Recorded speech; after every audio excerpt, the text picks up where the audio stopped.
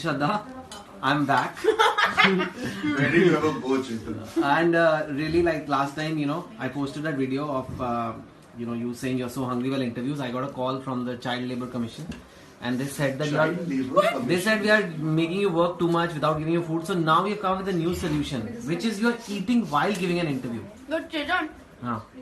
I told you I'm always eating, I'm always hungry. Yeah. So I'm having some dalia which is yummy and it's from home. You want some? No, I'm fine. But how many interviews have you done today? 37,000. 27,000. But you have 78,000 more to go. And if you keep on eating, people will think, is this half girlfriend or half plate?